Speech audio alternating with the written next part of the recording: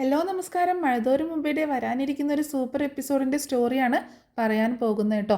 അങ്ങനെ നമ്മുടെ ഗ്രേസമ്മയും മാമച്ചാനും രേവതിക്കുട്ടിയും കൂടിയിട്ട് അലീനെ രക്ഷിക്കാനായിട്ട് ഇറങ്ങി തിരിച്ചിട്ടുണ്ട് പാലായിലേക്ക്. അവർ വരുന്ന വഴി ജോബിച്ചിനെ വിളിച്ച് മധുസൂദനൻ നായർ എന്ന് പറഞ്ഞ് DVSP കാണാനായിട്ട് അനുവാദമൊക്കെ വാങ്ങിക്കുന്നുണ്ട്. അതായത് ജോബിച്ചിൻ്റെ അമ്മായിയച്ഛനാണ്, ഭാര്യയുടെ അച്ഛനാണ്. അപ്പോൾ ജോബിച്ചിൻ്റെ വീട്ടിലേക്ക് നേരെ കയറി ചെല്ലുന്നുണ്ട് നമ്മുടെ ഗ്രേസമ്മയും മാമച്ചായനും രേവതിക്കുട്ടിയും കൂടിയിട്ട്. അങ്ങനെ അവിടേക്ക് എത്തുന്ന സമയത്ത് അവർ പെട്ടെന്ന് തന്നെ മധുസൂദനൻ നായരെ കാണാനായിട്ട് പോവുകയാണ്. അപ്പോൾ ജോബിച്ചിൻ്റെ വൈഫാണെങ്കിൽ മധുസൂദനെ വിളിച്ച് കാര്യം പറയുന്നുണ്ട്. ഇങ്ങനെ ജോബിച്ചനും അവൻ്റെ കുറച്ച് കസിൻസും കൂടെ അങ്ങോട്ടേക്ക് വരുന്നുണ്ട് എന്നുള്ള കാര്യം പറയാണ്. അപ്പോൾ അയാൾ ശരി അവർ വരട്ടെ, ഞാൻ നോക്കാം, എനിക്കിതിൽ ഒരുപാട് ഇടപെടാനൊന്നും പറ്റുമെന്ന് തോന്നുന്നില്ല എന്നൊക്കെ പറയുന്നുണ്ട്. കേസിൻ്റെ കാര്യങ്ങളൊക്കെ ഞാൻ അറിഞ്ഞതാണ്, ആ കേസ് ഇത്തിരി കടുപ്പം കൂടിയതാണ് എന്നൊക്കെ പറയുകയും ചെയ്യുന്നുണ്ട്. അങ്ങനെ ഫോൺ വെക്കുകയാണ്. അതേസമയം ജോബിച്ചനും ഗ്രേസമ്മയും മാമച്ചാനും രേവതിക്കുട്ടിയും കൂടിയിട്ട് മധുസൂദനൻ നായരെ കാണാൻ പോവുകയാണ്. ആ സമയത്ത് തന്നെ മധുസൂദനൻ നായരുടെ കൂടെ ഒരാൾ കൂടി ഉണ്ട് കേട്ടോ. മധുസൂദനൻ നായരുടെ ഒരു സുഹൃത്താണ് എന്നാണ് പറയുന്നത്. അപ്പോൾ ഇവർ അകത്തേക്ക് കയറാൻ പറയുന്നുണ്ട് മധുസൂദനൻ നായർ. അപ്പോൾ ജോബിച്ചിനോട് അത്രയ്ക്ക് വലിയ താല്പര്യമൊന്നും ഇല്ലെങ്കിലും ഒരു മൊരടൻ സ്വഭാവമാണ് മധുസൂദനെ. അങ്ങോട്ട് കയറിയിരിക്കാൻ പറയാണ്. ഇങ്ങനൊരു ആവശ്യം മോള് വിളിച്ച് പറഞ്ഞതല്ലേ, അതുകൊണ്ട് തന്നെ കയറിയിരിക്കാൻ പറയുന്നുണ്ട്. അപ്പോൾ അതിൻ്റെ കാര്യങ്ങളുടെ ഡീറ്റെയിൽസൊക്കെ മാമച്ചായൻ പറഞ്ഞു കൊടുക്കുകയാണ്. അപ്പോൾ മാമച്ചായനോട് ചോദിക്കുന്നുണ്ട് നിങ്ങൾ ആരാണ് എന്ന് ചോദിക്കുമ്പോൾ മാമച്ചായൻ പറയുന്നുണ്ട് ഞാൻ ആ കുട്ടിയുടെ ആരുമല്ല, ഇവളുടെ ചേച്ചിയാണ്. അതായത് ഇവളും ഈ കുട്ടിയും അവരുടെയും കൂടെ ഒരുമിച്ച് ആ ഓർഫനേജിൽ വളർന്നിരുന്ന ആൾക്കാരാണ് എന്ന് പറയാം കേട്ടോ. ആ സമയത്ത് ഇങ്ങനെ ചോദിക്കുന്നുണ്ട് എന്താണ് സംഭവം, എന്തിനാണ് ആ പെൺകുട്ടിയെ പിടിച്ചുകൊണ്ട് പോയേക്കുന്നത് എന്ന് ചോദിക്കുമ്പോൾ എന്തോ ചോദ്യം ചെയ്യാനാണെന്നും പറഞ്ഞിട്ട് ഒരു ഉച്ചയാവുന്ന സമയത്ത് പിടിച്ചുകൊണ്ട് പോയതാണ്, ഇതുവരെയായിട്ടും വിട്ടിട്ടില്ല എന്ന് പറയാണ്. അതെന്താ രാത്രിയിൽ പിടിച്ചു വെച്ചേക്കുന്നത്, ചോദ്യം ചെയ്യാൻ വിളിപ്പിച്ചിട്ടുണ്ടായിരുന്നു, ഈ സമയം കൊണ്ട് പറഞ്ഞയച്ചിട്ടുണ്ടാവുമല്ലോ എന്നും മധുസൂദനൻ പറയുമ്പോൾ ഇല്ല, പറഞ്ഞയച്ചിട്ടില്ല എന്ന് തന്നെ പറയാണ്. ആ സമയത്ത് മധുസൂദനൻ നായരുടെ കൂടെയുള്ള ആൾ പറയുന്നുണ്ട് എന്നാൽ ഞാൻ ഇറങ്ങിക്കോട്ടെ, താൻ തിരക്കാണെങ്കിൽ ഞാൻ പോയിട്ട് പിന്നീട് വരാം എന്ന് പറയുമ്പോൾ അല്ല താൻ നിൽക്ക് എന്ന് പറയണം. അപ്പോൾ മാമച്ചായൻ അയാളിങ്ങനെ നോക്കിയിട്ട് ചോദിക്കുന്നുണ്ട് എവിടെയോ കണ്ട് നല്ല പരിചയമുണ്ട് എന്നുള്ള രീതിയിൽ ഇങ്ങനെ നോക്കുക കേട്ടോ. കണ്ട് നല്ല മുഖപരിചയം തോന്നുന്നുണ്ട് എന്ന് പറയുമ്പോൾ കണ്ട് കാണില്ല, ഞാൻ ഇവിടെ ഒന്നും ഉള്ള ആളല്ല എന്ന് അയാൾ പറയട്ടോ. അപ്പോൾ മധുസൂദനൻ പറയുന്നുണ്ട് ഇതെൻ്റെ ഫ്രണ്ടാണ്, പേര് സ്റ്റാൻലി എന്നാണ്, പണ്ട് പട്ടാളത്തിലായിരുന്നു എന്ന് പറയുന്നുണ്ട്. അപ്പോൾ അത് കേട്ടപ്പോൾ മാമച്ചായൻ എന്തോ ഒരു കണക്ഷൻ തോന്നുകയാണ്, പക്ഷേ അങ്ങനെ ഓർത്തെടുക്കുന്നില്ല കേട്ടോ. അപ്പോൾ രേവതിക്കുട്ടിയാണെങ്കിലും അറിയില്ലല്ലോ ഇങ്ങനെ സ്റ്റാൻലി എന്ന് പറയുന്നത് ഷെറിൻ്റെ ചേട്ടനാണെന്നോ അല്ലെങ്കിൽ അലീനയുടെ അച്ഛനാണെന്നോ അങ്ങനെയുള്ള കാര്യങ്ങളൊന്നും അറിയത്തില്ല, പേരൊന്നും അറിയില്ലല്ലോ, അതുകൊണ്ട് അങ്ങനെ പറയുന്നില്ല. അപ്പോൾ മാമച്ചായൻ പറയുന്നുണ്ട് എനിക്ക് എവിടെയോ കണ്ട് നല്ല പരിചയമുള്ള ആരുടെയോ ഒരു ഫേസ് കട്ട് തോന്നുന്നുണ്ട്, അതുകൊണ്ടാണ് ഞാൻ പറഞ്ഞത് എന്ന് പറയുന്നുണ്ട്. അങ്ങനെ രേവതിക്കുട്ടിയാണ് പിന്നീട് കാര്യങ്ങളൊക്കെ പറഞ്ഞു കൊടുക്കുന്നത് കേട്ടോ. അപ്പോൾ ഈ കുട്ടി ഏതാണെന്ന് ചോദിക്കുമ്പോൾ ഞങ്ങൾ അങ്ങനെ അനാഥാലയത്തിൽ നിന്ന് അഡോപ്റ്റ് ചെയ്തതാണ് എന്ന് മാമച്ചാനും ഗ്രേസമ്മയും പറയുന്നുണ്ട്. അപ്പോൾ മാമച്ചാൻ്റെയും ഗ്രേസമ്മേൻ്റെയും ബാക്ക്ഗ്രൗണ്ടൊക്കെ അന്വേഷിക്കുകയും ചെയ്യുന്നുണ്ട്. നിങ്ങളുടെ മക്കളും എന്താണ് അങ്ങനെയൊക്കെ ചോദിക്കുമ്പോൾ എനിക്കൊരു മകനും മകളുമാണുള്ളത്, മകൾ ഇവിടെ ഇല്ല, UK അവൾ കന്യാസ്ത്രീയായിട്ട് അവിടെയാണ്, മകനാണെങ്കിൽ മരണപ്പെട്ടു എന്നുള്ള കാര്യവും പറയാണ്. അതിനുശേഷം ഒറ്റപ്പെട്ടൊരു ലൈഫായിരുന്നു ഞങ്ങളുടേത്, ഞാനൊരു റിട്ടയർഡ് പട്ടാളക്കാരനാണ് എന്ന് പറയുന്ന സമയത്ത് സ്റ്റാൻലി ചോദിക്കുന്നുണ്ട് എവിടെയായിരുന്നു എന്നുള്ള കാര്യങ്ങളൊക്കെ സ്റ്റാൻലി ചോദിക്കുന്നുണ്ട്. അപ്പോൾ അവരങ്ങനെ സംസാരിക്കുകയും ചെയ്യുന്നുണ്ട് കേട്ടോ. അപ്പോൾ സ്റ്റാൻലി പറയുന്നുണ്ട് ഞാനും പട്ടാളത്തിലുണ്ടായിരുന്നു, ഡൽഹിയിലും ആഗ്രയിലൊക്കെ ആയിട്ട് പട്ടാളത്തിലായിരുന്നു എന്ന് പറയുമ്പോൾ രേവതിക്കുട്ടി ഒന്ന് ഞെട്ടുന്നുണ്ട്, ആഗ്ര എന്നൊക്കെ കേൾക്കുമ്പോൾ.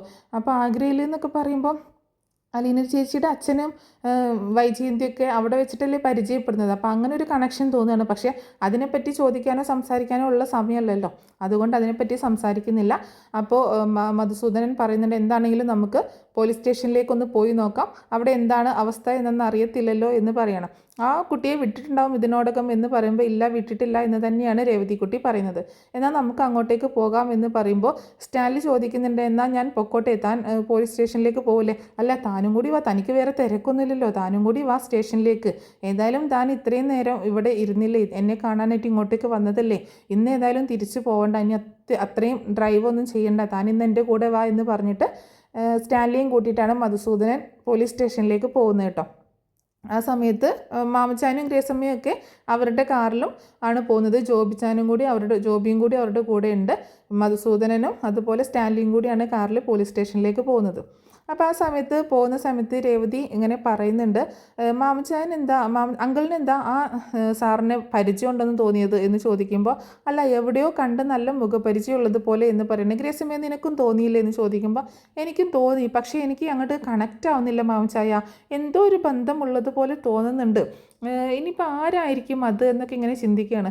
പിന്നീട് അയാൾ എന്നെ സ്ട്രൈക്ക് ചെയ്തത് മറ്റൊരു കാര്യമാണെന്ന് രേവതിക്കുട്ടി പറയുന്നുണ്ട് കേട്ടോ. അതെന്താ ചോദിക്കുമ്പോൾ, അല്ല ആ സാറും പട്ടാളത്തിലായിരുന്നു എന്നല്ലേ പറഞ്ഞത്? അതെ, പട്ടാളത്തിലായിരുന്നു എന്നാണ് പറഞ്ഞത്. അല്ല ആ സാറ് വർക്ക് ചെയ്തത് ഡൽഹിയിലും ആഗ്രയിലും ഒക്കെ ആയിട്ടാണെന്നല്ലേ പറഞ്ഞത്? ആ അതെ, അതിനെന്താ? അല്ല എൻ്റെ ഒരു ചെറിയ ബുദ്ധിയിൽ പോണ ഒരു കാര്യമാണ്, ഈ അലീന ചേച്ചിയുടെ അച്ഛനും ഈ വൈജയന്തി മാലയൊക്കെ പരിചയപ്പെട്ടത് അവിടെ വെച്ച് ആഗ്രയിൽ വെച്ചല്ലേ എന്ന് പറയുമ്പോൾ, ഓ നിൻ്റെ ബുദ്ധി കാഞ്ഞ ബുദ്ധി തന്നെയുണ്ട്, അപ്പോഴേക്ക് നീ അങ്ങനെ ചിന്തിച്ചല്ലേ, അയാൾക്ക് വേറെ കുടുംബം കുട്ടികളൊക്കെ ഉള്ളൊരു ഗൃഹനാഥനാണ് എന്ന് പറയട്ടോ.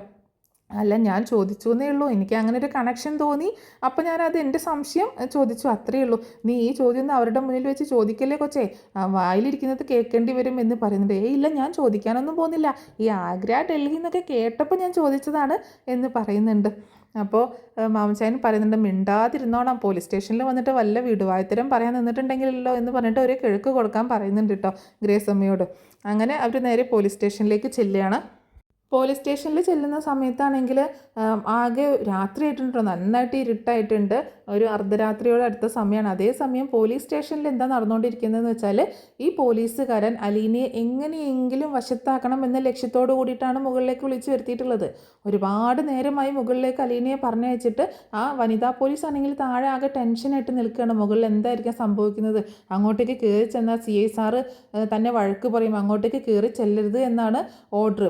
പക്ഷേ മുകളിൽ എന്താ സംഭവിക്കുന്നതെന്ന് അറിയാഞ്ഞിട്ട് ആകെ ഒരു ടെൻഷനും, ഇവിടെ വെച്ച് എന്തെങ്കിലുമൊക്കെ അരുതാത്തത് സംഭവിച്ചിട്ടുണ്ടെങ്കിൽ ഞാൻ കൂടി പ്രതിയാവുമല്ലോ എന്നൊക്കെയുള്ള ഒരു തോന്നലും. അതേസമയം സെല്ലിനകത്താണെങ്കിൽ ഹരി ഇങ്ങനെ പറയുന്നുണ്ട്, എടാ അവളെ മുകളിലേക്ക് CI വിളിപ്പിച്ചിട്ട് എത്ര നേരമായി, ഇപ്പോൾ എന്തെല്ലാം കാര്യങ്ങൾ സംഭവിക്കേണ്ട നേരമായി എന്നൊക്കെ പറയുമ്പോൾ രോഹിത് ആകെ ഭയന്നിരിക്കുകയാണ്. ഹരി ഇതേ നീ ഒന്നും മിണ്ടാതിരിക്കുന്നുണ്ട്, അല്ലെങ്കിൽ തന്നെ ഈ പ്രശ്നത്തിൽ പെട്ടിട്ട് മനുഷ്യനെ ആകെ വിഷമിച്ചിരിക്കുമ്പോഴാണ് നീ എന്നെ കൊണ്ടുപോയി പെടുത്തിയതല്ല എന്നൊക്കെ പറഞ്ഞിട്ട് ദേഷ്യപ്പെട്ടുകൊണ്ട് സംസാരിക്കുകയാണ്.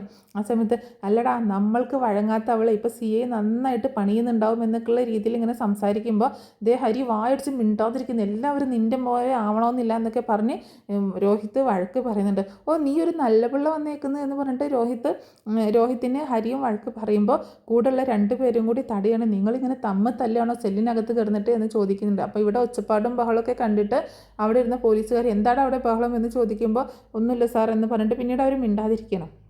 പക്ഷേ ഹരി മിണ്ടാതിരിക്കുന്നില്ല, ഹരിക്ക് ഭയങ്കര സന്തോഷം, ഇതേതായാലും നന്നായി എന്നിങ്ങനെയുള്ള രീതിയിൽ പറയണം.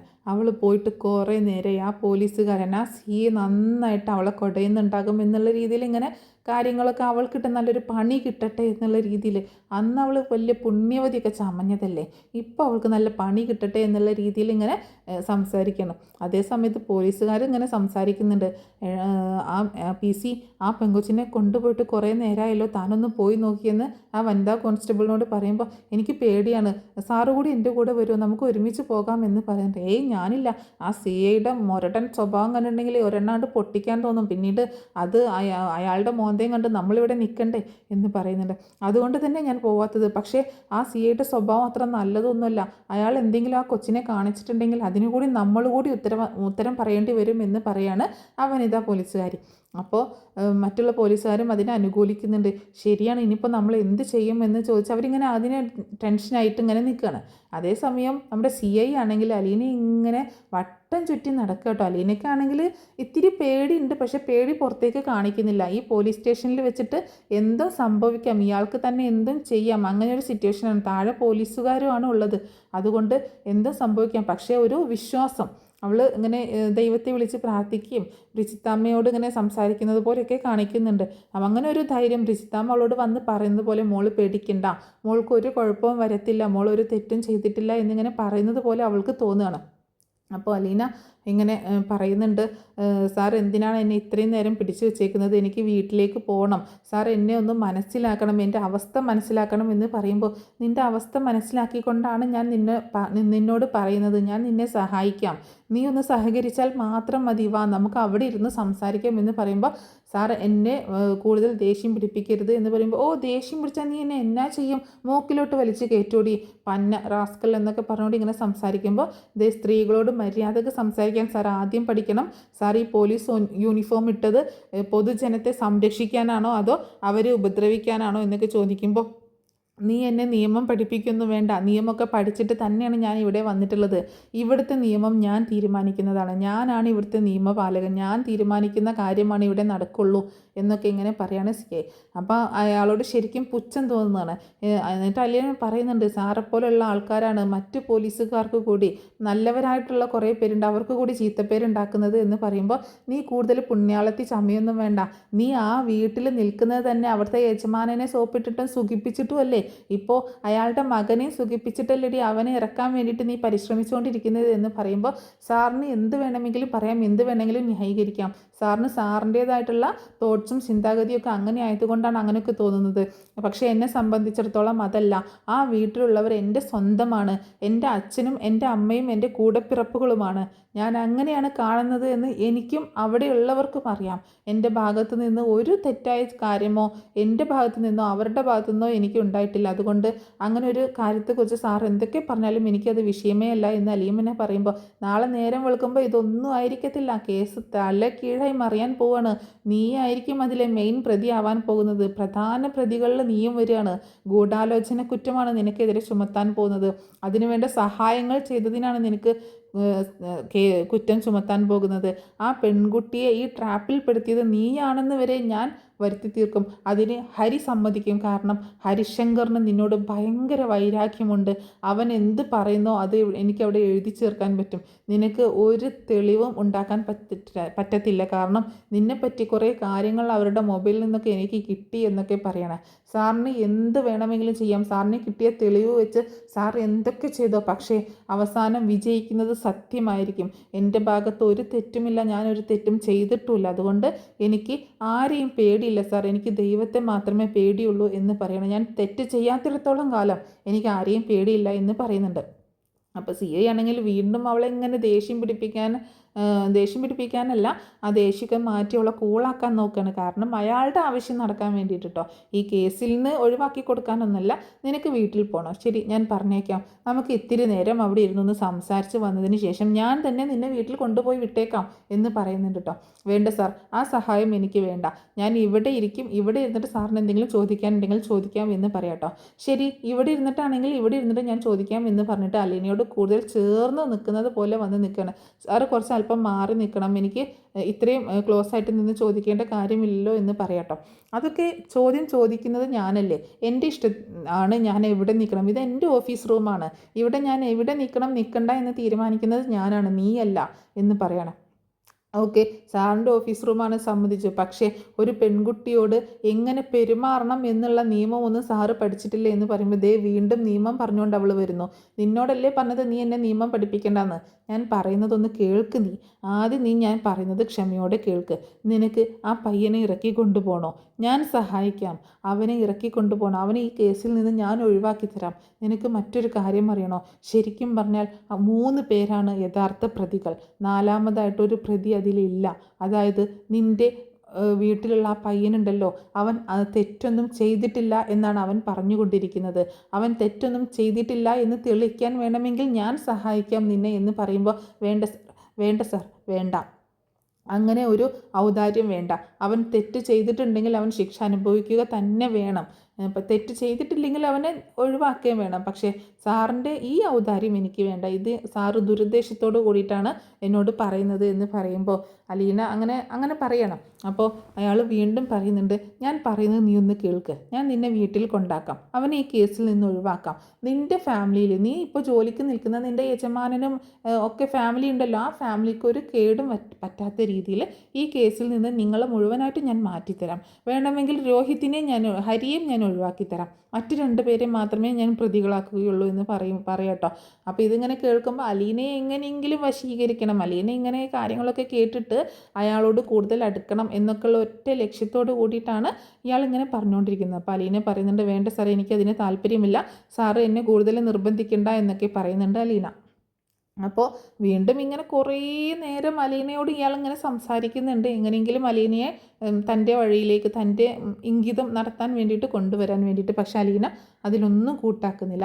അവസാനം അയാൾക്ക് ദേഷ്യം വരികയാണ്. അയാൾ പറയുന്നുണ്ട്, എന്നാൽ നിന്നെ ഇതിൽ ഏറ്റവും ഒന്നാം പ്രതിയാക്കുന്ന കാര്യം ഞാനേറ്റു, നീയായിരിക്കും മുഖ്യ പ്രതി, നീയാണ് എല്ലാ കാര്യങ്ങൾക്കും സൂത്രധാരൻ, നീയാണ് എല്ലാ പരിപാടികളും ആസൂത്രണം ചെയ്തത്, നീയും അവരുമായിട്ട് അവിഹിത ബന്ധമുണ്ട്, ആ വീട്ടിലെ പയ്യനുമായിട്ടും ആ പയ്യൻ്റെ അച്ഛനുമായിട്ടും ആ മറ്റേ ഹരിശങ്കർ എന്ന് പറഞ്ഞ പയ്യനുമായിട്ടും നിനക്ക് അവിഹിത ബന്ധമുണ്ട്, അതിൻ്റെ കുറച്ച് ദൃശ്യങ്ങളൊക്കെ ഞങ്ങളുടെ കയ്യിൽ കിട്ടിയിട്ടുണ്ട്, ഇതൊക്കെ വെച്ച് ഞങ്ങളുണ്ട് കോടതിയിൽ സമർപ്പിക്കും, നിന്നെയും അവരുടെ കൂടെ അകത്താക്കാനുള്ള എല്ലാ സംഭവങ്ങളും ഞങ്ങളുടെ കയ്യിലുണ്ട് എന്ന് പറയട്ടോ. അലീന അതൊക്കെ കേട്ടിട്ട് ആകെ പകച്ചു പോകുന്നുണ്ട്, പേടിച്ചു പോവാണ്. അതേ സമയത്താണ് നമ്മുടെ മധുസൂദനൻ നായരും സ്റ്റാൻലിയും മാമച്ചാനും ഗ്രേസമ്മയും രേവതിക്കുട്ടി എല്ലാവരും കൂടെ പോലീസ് സ്റ്റേഷനിലേക്ക് എത്തുന്നത്. അപ്പോൾ ഒരു വാഹനം വന്ന് നിൽക്കുന്നത് താഴെയുള്ള പോലീസുകാരൊക്കെ കാണുന്നുണ്ട്. ഇതേ DYSP വന്നു എന്ന് പറയട്ടോ. അപ്പോൾ ഇവർക്ക് ആകെ വെപ്രാളം വരികയാണ്. കാരണം ആ പെങ്കൊച്ചിനെ മുകളിലേക്ക് കൊണ്ടുപോയിട്ട് ഒരുപാട് നേരമായി, ഇതുവരെ താഴേക്ക് വന്നിട്ടില്ല. അത് കണ്ടപ്പോൾ ഇവർക്ക് ആകെ വെപ്രാളം വരികയാണ്. അങ്ങനെ DYSPയും സ്റ്റാലിനും കൂടെ നേരെ അകത്തേക്ക് കയറി വരുന്നുണ്ട്. അപ്പോൾ അവിടെ മൊത്തം ചുറ്റും നോക്കുന്നുണ്ട്. അപ്പോൾ നോക്കിയിട്ട് എന്താ സാർ എന്ന് ചോദിക്കണം. അവരൊക്കെ സല്യൂട്ട് ചെയ്യുന്നുണ്ട് കേട്ടോ. അപ്പോൾ ആ പീഡന കേസിലെ പ്രതികളെ അറസ്റ്റ് ചെയ്തില്ലേ എന്ന് ചോദിക്കണം. അറസ്റ്റ് ചെയ്തത് സെല്ലിനകത്തുണ്ട് എന്ന് പറയണം. നിങ്ങളൊരു ചോദ്യം ചെയ്യാൻ ഒരു പെൺകുട്ടിയെ കൂട്ടി കൊണ്ടുവന്നായിരുന്നല്ലോ, അവളെ പറഞ്ഞയച്ചോ, ഇവിടെ എങ്ങും കാണുന്നില്ല എന്ന് പറയട്ടോ. അപ്പോൾ ഇവരിങ്ങനെ ആകെ എന്ത് മറുപടി പറയണമെന്നറിയാതെ അങ്ങനെ വെപ്രാളപ്പെട്ട് നിൽക്കുകയാണ്. അതേസമയം ഗ്രേസമ്മയും രേവതിക്കുട്ടിയും മാമച്ചായനും ജോബിച്ചനും കൂടിയിട്ട് അകത്തേക്ക് കയറി വരുന്നുണ്ട്. അപ്പോൾ അവർ മൊത്തം ചുറ്റും നോക്കുമ്പോൾ അലീനയെ കാണുന്നില്ല കേട്ടോ. അപ്പോൾ മധുസൂദനൻ പറയുന്നുണ്ട്, കണ്ടോ ഇവിടെയെങ്ങും ആരുമില്ല, ആ പെൺകുച്ചിനെ പറഞ്ഞയച്ചിട്ടുണ്ട്, ഞാൻ പറഞ്ഞില്ലേ ഇതിൽ വെറുതെ അത്രയ്ക്ക് വലിയ കാര്യങ്ങളൊന്നുമില്ല, ആ പെൺകുച്ചിനെ ചോദ്യം ചെയ്യാൻ വിളിപ്പിച്ചതായിരിക്കും, ഇപ്പോൾ ഇവിടെയെങ്ങും കാണുന്നില്ല, അവളെ പറഞ്ഞയച്ച് കാണും എന്ന് പറയണേ.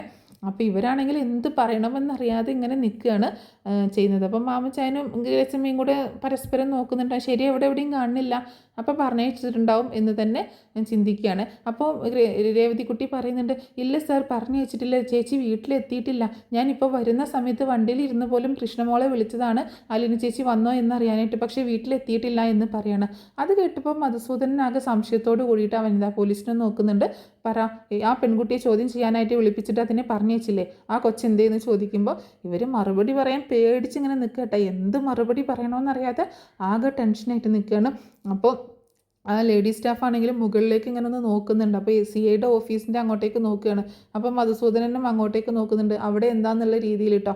ആ കൊച്ചെന്തേന്ന് ചോദിക്കുമ്പോൾ അത് CI സാറ് ചോദ്യം ചെയ്യാനായിട്ട് മുകളിലേക്ക് വിളിപ്പിച്ചിട്ടുണ്ട് എന്ന് പറയാട്ടോ.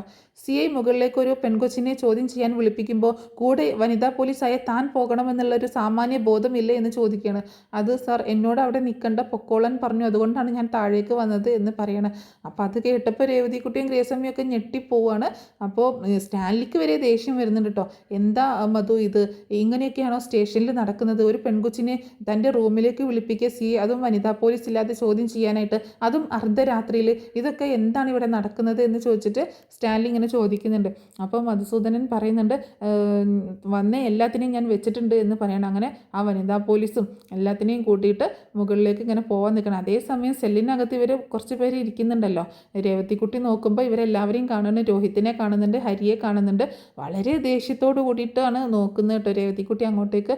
അപ്പോൾ ഹരിയാണെങ്കിൽ ഇതേതാ ഒരു പുതിയ കൊച്ച്, കൊള്ളാലോ എന്നുള്ള രീതിയിൽ ആണ് രേവതിക്കുട്ടിയെ നോക്കുന്നത് കേട്ടോ. അപ്പോൾ വാ, നീ ഇങ്ങോട്ടേക്ക് വാ എന്ന് പറഞ്ഞുകൊണ്ട് ഗ്രേസമ്മയും അവളെ വിളിച്ചുകൊണ്ട് പോവാണ്. അങ്ങനെ മധുസൂദനൻ പെട്ടെന്ന് നേരെ CIയുടെ റൂമിലേക്ക് ചെല്ലുന്ന സമയത്ത് കാണുന്നത് നമ്മുടെ വാതിൽ പെട്ടെന്നാണ്ട് തുറന്ന് കാണുകയാണ്. ആ സമയത്ത് CI ഈ വനിതാ പോലീസായിരിക്കും വന്നത് എന്ന് പറഞ്ഞിട്ട് തന്നോടല്ലേ പറഞ്ഞത് താഴെ നിൽക്കാൻ എന്ന് പറഞ്ഞ് ദേഷ്യപ്പെട്ടുകൊണ്ട് തിരിയാട്ടോ. അപ്പോൾ കാണുന്നത് DYSP ആണ്. അതുപോലെ സ്റ്റാൻലിയും കാണുന്നുണ്ട് കേട്ടോ. അയാൾ ആകെ പകച്ചു പോവാണ്. ഈ CI ആണെങ്കിലും അലീനയുടെ ഒരു തോളിൽ കൈ വെച്ചിട്ട് ഇങ്ങനെ സംസാരിക്കാനായിട്ട് ലാത്തി ഉപയോഗിച്ചിട്ട് അവളുടെ കവിളിലൊക്കെ ഇങ്ങനെ തോണ്ടിയിട്ട് സംസാരിക്കുകയാണ്. ആ സമയത്താണ് കയറി വരുന്നത്. പെട്ടെന്ന് കൈയൊക്കെ മാറ്റി ലാത്തിയൊക്കെ മാറ്റിയിട്ട് സല്യൂട്ട് ചെയ്യുന്നത്. സൂദനാണെങ്കിൽ വളരെ രൂക്ഷമായ ദേഷ്യത്തോടെ CIയെ നോക്കുകയാണ്. എന്നിട്ട് ചോദിക്കുന്നുണ്ട്, നീ എന്താ ഇവിടെ കാണിച്ചുകൊണ്ടിരിക്കുന്നത്? ഈ പെങ്കുച്ചിനെ എന്തിനാണ് ഇവിടെ വിളിച്ചു വരുത്തിയേക്കുന്നതെന്ന് ചോദിക്കുമ്പോൾ അത് സാർ ചോദ്യം ചെയ്യാനായിട്ട് വിളിച്ചു വരുത്തിയതാണ്. ചോദ്യം ചെയ്യാൻ വിളിച്ചു വരുത്തിയത് രാവിലെയല്ലേ, ഇത്ര നേരമായിട്ടും ഈ പെങ്കുച്ചിനെ പറഞ്ഞയച്ചില്ലേ എന്ന് ചോദിച്ചുകൊണ്ട് ദേഷ്യപ്പെട്ടുകൊണ്ട് സംസാരിക്കുകയാണ്.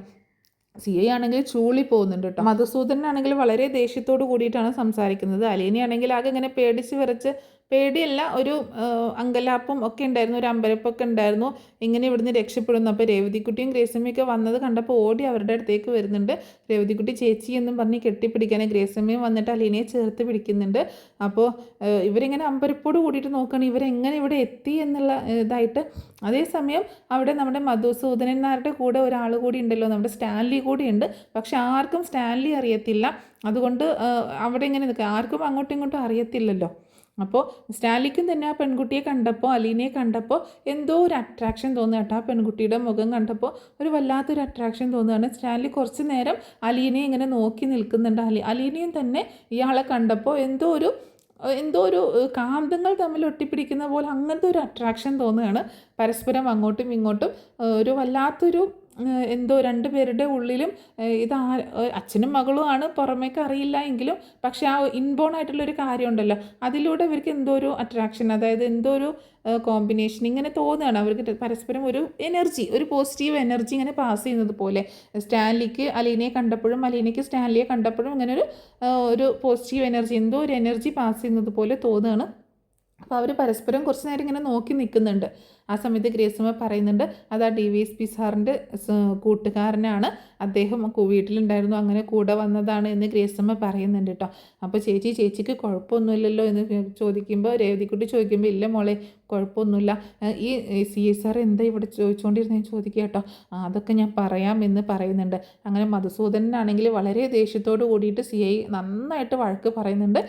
ഇതിൻ്റെ ഈ ഒറ്റ കാരണം മതി നിൻ്റെ ജോലി തെറിക്കാൻ എന്നൊക്കെ പറഞ്ഞ് വഴക്ക് പറയുന്നുണ്ട്. അതേസമയം സ്റ്റാലിൻ തന്നെ അവിടെ നിന്ന് പറയുന്നുണ്ട് കേട്ടോ, മധു ഇത് വളരെ മോശം പ്രവൃത്തിയാട്ടോ, ഒരു സ്റ്റേഷനിൽ വെച്ച് ഇങ്ങനെയൊക്കെ ഒരു പെൺകുട്ടിയെ തനിച്ച് റൂമിലേക്ക് വിളിച്ചിരുത്തി സംസാരിക്കുക എന്നൊക്കെ പറഞ്ഞിട്ടുണ്ടെങ്കിൽ അത്രയും നീചമായിട്ടുള്ളൊരു പ്രവൃത്തിയാണ്, അതും ഒരു ചെറുപ്പക്കാരി പെൺകുട്ടിയെ. ഇതൊക്കെ എവിടെ നടക്കുന്ന കാര്യമാണ്, നമ്മുടെ നാട്ടിൽ തന്നെയാണ് ഇങ്ങനെയൊക്കെ നടക്കുന്നത് എന്നൊക്കെ ചോദിച്ച് ഭയങ്കരമായിട്ട് ഇങ്ങനെ ദേഷ്യപ്പെട്ട് സംസാരിച്ചുകൊണ്ടിരിക്കുകയാണ്. അപ്പോൾ അയാളാണെങ്കിൽ ഇടയ്ക്ക്, സ്റ്റാൻലി ആണെങ്കിൽ ഇടയ്ക്ക് അലീനയെ ഇങ്ങനെ നോക്കുകയും ചെയ്യുന്നുണ്ട്. ഭയങ്കര എന്തോ ഒരു ഇഷ്ടം അങ്ങോട്ടും ഇങ്ങോട്ടും തോന്നുന്നത് പോലെ. അപ്പോൾ എന്നിട്ടാണ് സംസാരിക്കുന്നത്.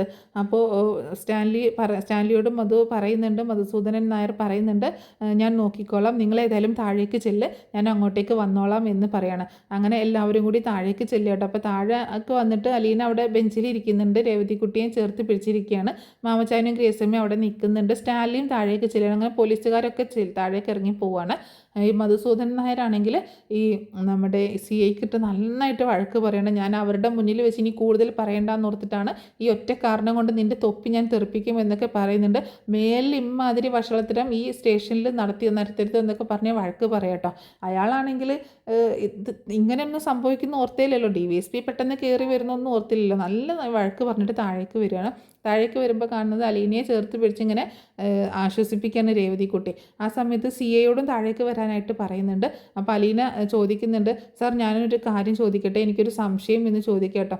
എന്താ എന്ന് ചോദിക്കുമ്പോൾ, ഈ പോലീസുകാർക്ക് ലാത്തി കൊടുത്തിട്ടുള്ളത് പെൺപിള്ളേരുടെ നെഞ്ചത്ത് കുത്തി കളിക്കാനാണോ സാർ എന്ന് ചോദിക്കുകയാണ്.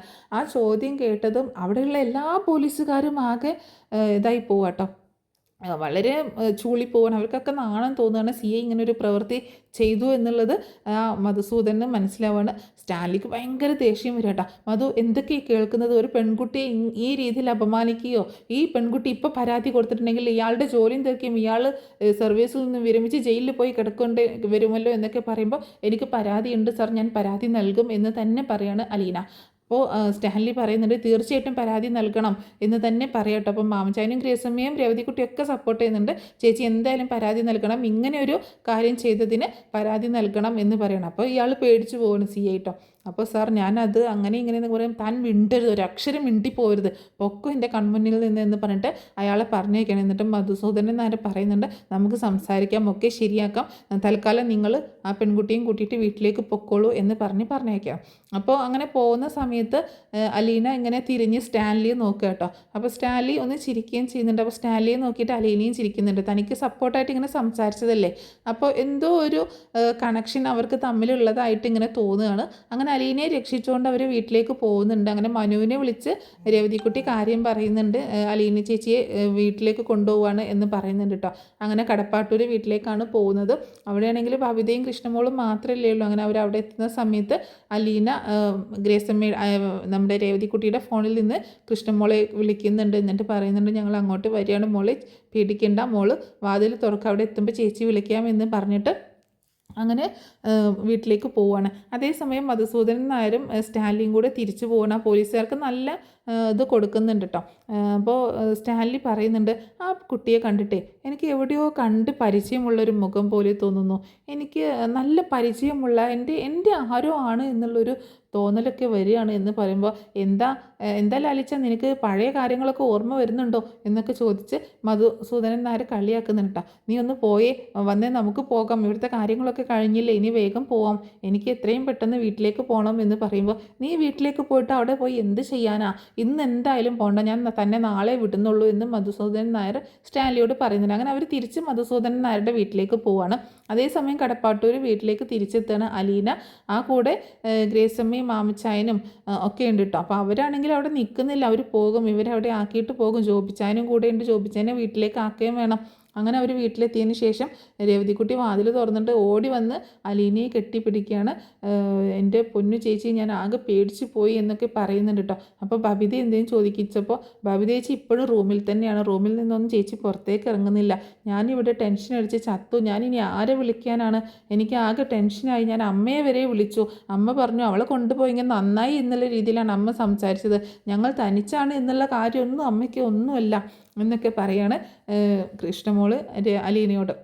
അപ്പോൾ രേവതിക്കുട്ടി ചോദിക്കുന്നുണ്ട്, അപ്പം ഗ്രേസമ്മയോട് പറയാണ്, നമ്മൾ എന്ന് പോവുകയാണോ ആൻറ്റിയും ചോദിക്കുമ്പോൾ, ഇനി പോകണ്ടേ, നമുക്ക് ജോബിച്ചിനെ വീട്ടിലേക്ക് കൊണ്ടാക്കണ്ടേ എന്ന് പറയാണ്. എന്നാൽ ആൻറ്റി, ഞാൻ ഇന്ന് ഇവിടെ നിന്നോട്ടെ, ഞാൻ നാളെ അങ്ങോട്ട് വന്നേക്കാം, അല്ലെങ്കിൽ നാളെ നിങ്ങൾ ഇങ്ങോട്ട് വാ എന്നെ വിളിക്കാനായിട്ട് എന്ന് പറയുമ്പോൾ, അതൊന്നും പറ്റത്തില്ല, നമുക്ക് ഇന്ന് തന്നെ തിരിച്ചു പോകണം എന്ന് പറയണം. അപ്പോൾ അലീന പറയുന്നുണ്ട്, മോൾ എന്തിനാ ബുദ്ധിമുട്ടുന്നത്, അവരെ ബുദ്ധിമുട്ടിക്കേണ്ട, മോള് പൊക്കോ, ഇവിടെ ഞങ്ങൾ കുഴപ്പമൊന്നുമില്ല, ചേച്ചി നിങ്ങൾ മാത്രമല്ലേ ഉള്ളൂ, ഞാനും കൂടി നിൽക്കാം എന്ന് പറയുമ്പോൾ, നീ കൂടി ഇവിടെ നിന്നിട്ടുണ്ടെങ്കിൽ എന്താവാനാ, 3 പിള്ളേർക്ക് പകരം 4 പെൺപിള്ളേരാവും, അത്രയല്ലേ ഉള്ളൂ. എന്നാലും ഗ്രേസ് ആൻറ്റി, എനിക്കൊരു സമാധാനം ഉണ്ടാവില്ല, ഞാൻ വീട്ടിലേക്ക് വന്നിട്ടുണ്ടെങ്കിൽ, നമ്മളിപ്പോൾ പോയിട്ടുണ്ടെങ്കിൽ എന്താണെങ്കിലും അവിടെ എത്താൻ വെളുപ്പിനായിരിക്കും, അപ്പോൾ രാത്രിയിൽ യാത്ര ചെയ്യണ്ടല്ലോ, നമുക്ക് എല്ലാവർക്കും കൂടി ഇന്ന് ഇവിടെ നിന്നാലോ എന്ന് ചോദിക്കുമ്പോൾ, അതൊന്നും ശരിയാവത്തില്ല, ഈ വീട്ടിലെ ആളുകളൊന്നുമില്ലാതെ വീട്ടിൽ താമസിക്കാനൊന്നും പറ്റത്തില്ല എന്ന് പറയണം. ഇപ്പോൾ ഒരു ക്രൈം നടന്ന ഒരു സിറ്റുവേഷനും കൂടിയാണ്, അപ്പോൾ വീട്ടിൽ നിന്ന് അല്ലാത്ത പുറത്ത് നിന്ന് ഒരാളും ഇവിടെ വന്ന് താമസിക്കുന്നത് ശരിയൊന്നും അല്ല എന്ന് മാമച്ചായൻ പറയുന്നുണ്ട് കേട്ടോ. അത് ശരിയാണ് മോളെ, അങ്കിള് പറഞ്ഞത്, ഇവിടെ ഇപ്പോൾ ഇങ്ങനെ ഒരു ക്രൈമൊക്കെ നടന്നേക്കുന്നതല്ലേ, അതുകൊണ്ട് ഇനിയിപ്പോൾ പുറമേ നിന്ന് ആരെങ്കിലും വന്ന് താമസിക്കുമ്പോൾ എന്താണ് ഏതാണ് എന്നൊക്കെയുള്ള ചോദ്യങ്ങളൊക്കെ വരും, അതുകൊണ്ട് വേണ്ട, നിങ്ങൾ പൊക്കോ എന്ന് പറയണം. പ്ലീസ് അങ്കിൾ, എന്നാൽ ഞാനൊരു കാര്യം പറയാം, അങ്കിളും ആൻറ്റിയും കൂടെ ഇവിടെ ഒരു ഹോട്ടലിൽ ഒന്ന് റൂം എടുക്ക്, ഞാൻ ഇന്ന് ചേച്ചിയുടെ കൂടെ ഇവിടെ നിൽക്കാം, ഞാൻ നിൽക്കുമ്പോൾ കുഴപ്പമില്ലല്ലോ, ഞാനും ഒരു പെൺകുട്ടിയല്ലേ, അങ്കിളൊക്കെ നിൽക്കുമ്പോഴല്ലേ പുറത്തുനിന്ന് ഒരാൾ വന്ന് അങ്ങനെ തോന്നുള്ളൂ, ഞാൻ ഇന്ന് ഇവിടെ നിൽക്കാം, അങ്കിളും ആൻറ്റിയും കൂടെ ഇന്ന് രാത്രി ഇവിടെ റൂം എടുത്ത് നിൽക്കുക എന്ന് പറയുമ്പോൾ, നമുക്ക് ജോബിച്ചിനെ വീട്ടിൽ കൊണ്ടാക്കണ്ടേ എന്ന് ചോദിക്കുകയാണ്. അപ്പോൾ ജോബിച്ചൻ പറയുന്നത്, അത് കുഴപ്പമില്ല, ഞാൻ എങ്ങനെയെങ്കിലും പൊക്കോളാം എന്ന് പറയുമ്പോൾ, അതൊന്നും വേണ്ട, ഞാൻ നിന്നെ വീട്ടിലാക്കി തന്നിട്ട് ഞങ്ങളിവിടെ ഒരു റൂം എടുത്ത് സ്റ്റേ ചെയ്തോളാം, ഇവളുടെ ഓരോരോ വാശികളാണ് എന്ന് മാമച്ചായൻ പറയുന്നുണ്ട് കേട്ടോ. അപ്പോൾ മാമച്ചായനാണെങ്കിൽ ഭയങ്കര സ്നേഹത്തോടു കൂടി തന്നെ ഇങ്ങനെ പറയുന്നു. രേവതിക്കുട്ടി മാമച്ചായനെ താങ്ക് യു അങ്കിൾ എന്നൊക്കെ പറഞ്ഞ് കെട്ടിപ്പിടിക്കുന്നുണ്ട്. ഗ്രേസം പറയുന്നുണ്ട്, പെണ്ണിൻ്റെ ഒരു കൊഞ്ചൽ കണ്ടില്ല എന്ന് പറയുകയും ചെയ്യാണ്. അങ്ങനെ എല്ലാവരും കൂടി അകത്ത് കയറി വാതിലടക്കുകയാണ്. അതിനുശേഷം ഇവർ തിരിച്ചു പോകുന്നുണ്ട് കേട്ടോ. അങ്ങനെ അലീനയും കൃഷ്ണമോളും അതുപോലെ രേവതിക്കുട്ടിയും ബബിതയാണ് ഇപ്പോൾ ആ വീട്ടിലുള്ളത്. ബബിത വീട്ടിൻ്റെ റൂമിൽ നിന്ന് പുറത്തേക്കൊന്നും ഇറങ്ങുന്നില്ല, ഇവർ മാത്രമാണ് അവിടെ സ്റ്റേ ചെയ്യുന്നത്. അങ്ങനെ രേവതിക്കുട്ടി അന്നൊരു ദിവസം അലീനയുടെ കൂടെ സ്റ്റേ ചെയ്തിട്ട് പിറ്റേ ദിവസമാണ് അവിടെ നിന്ന് പോകുന്നത്. ആ സമയത്ത് തന്നെ അലീന ഇങ്ങനെ സ്റ്റാൻലിയെ കുറിച്ചൊക്കെ ഇങ്ങനെ ഓർക്കുന്നുണ്ട് കേട്ടോ. അപ്പോൾ രേവതിക്കുട്ടി ഇങ്ങനെ ഉണ്ടായ സംഭവങ്ങൾ, എങ്ങനെയാണ് തങ്ങൾ അറിഞ്ഞത്, എങ്ങനെയാണ് ഇവിടെ വന്നത് എന്നുള്ള കാര്യങ്ങളൊക്കെ പറയുന്നുണ്ട്. കൃഷ്ണമോള് കാര്യങ്ങളൊക്കെ പറഞ്ഞു കൊടുക്കുന്നുണ്ട്. അങ്ങനെ മനുവേട്ടനെ വിളിച്ച് സംസാരിക്കുകയും ഒക്കെ ചെയ്യുന്നുണ്ട്. അപ്പോൾ അലീന പറയുന്നുണ്ട്, ആ കൂടെ വന്ന സാർ ആരാന്ന് ചോദിക്കാം കേട്ടോ. ആ DYSP സാറിൻ്റെ കൂടെ വന്നില്ലേ, അതോ, ആ DYSP സാറിൻ്റെ ഫ്രണ്ടാണെന്നാണ് പറഞ്ഞത്, പേര് സ്റ്റാൻലി, ഏതോ ഒരു പഴയ പട്ടാളക്കാരനായിരുന്നു എന്നൊക്കെ പറയാണ് രേവതിക്കുട്ടി. പക്ഷെ ഒരു കാര്യം കൂടി ഉണ്ട്, ആ പട്ടാളക്കാരനായിട്ടുള്ള ആ സ്റ്റാൻലി ഉണ്ടല്ലോ, പണ്ട് ഡൽഹിയിലും ആഗ്രയിലൊക്കെയാണ് വർക്ക് ചെയ്തിട്ടുണ്ടായിരുന്നത് എന്ന് പറയുമ്പോൾ അലീന അങ്ങ് ഞെട്ടലോട് കൂടിയിട്ട് നോക്കുകയാണ് രേവതിക്കുട്ടിയെ. അതേ ചേച്ചി, എനിക്കും ആ ഒരു ഡൗട്ട് തോന്നി, പക്ഷേ അതൊക്കെ വെറും നമ്മുടെ ഡൗട്ടാകാമല്ലോ എന്ന് പറയുന്നുണ്ട്. അതെന്താ നിങ്ങൾ പറയുന്നതെന്ന് കൃഷ്ണ ചോദിക്കുമ്പോൾ രേവതിക്കുട്ടി ഒന്ന് ഷോക്കായി പോകണം. അപ്പോൾ കൃഷ്ണയ്ക്ക് കാര്യങ്ങൾ അറിയാമെന്നുള്ളത് രേവതിക്കുട്ടി അറിയില്ല കേട്ടോ. അപ്പോൾ അലീന പറയുന്നുണ്ട് അവൾക്ക് എല്ലാ കാര്യങ്ങളും അറിയാം എന്ന് പറയാണ്. അതേ, അലീന ചേച്ചിയുടെ അച്ഛൻ ഒക്കെ പണ്ട് ആഗ്രയിലായിരുന്നല്ലോ വർക്ക് ചെയ്തിരുന്നത്, കൃഷ്ണമോളുടെ അമ്മ അവിടെ ആയിരുന്നല്ലോ ജോലിയിൽ നിന്നിരുന്നത്, അതൊരു കണക്ഷൻ വെച്ച് ഇങ്ങനെ പറഞ്ഞതാണ് എന്ന് പറയാട്ടോ. ഓ അങ്ങനെ എന്ന് പറയുന്നുണ്ട്. അങ്ങനെ അവർ കുറച്ച് നേരം അതിനൊക്കെ പറ്റി സംസാരിക്കുന്നുണ്ട്. അതിനുശേഷം അങ്ങനെ പോലീസ് സ്റ്റേഷനിലുണ്ടായ ദുരനുഭവങ്ങളൊക്കെ രേവതിക്കുട്ടിയോടും കൃഷ്ണയോടൊക്കെ പറഞ്ഞു കൊടുക്കുന്നുണ്ട് കേട്ടോ. എന്നിട്ട് എന്താണെങ്കിലും പോലീസിൽ കംപ്ലൈൻറ്റ് ചെയ്യണം എന്ന് ഒരു തീരുമാനത്തിലെത്താണ്. നാളെ മനുവേട്ടൻ വരട്ടെ എന്നിട്ട് തീരുമാനിക്കാം എന്ന് പറയാണ് അലീന.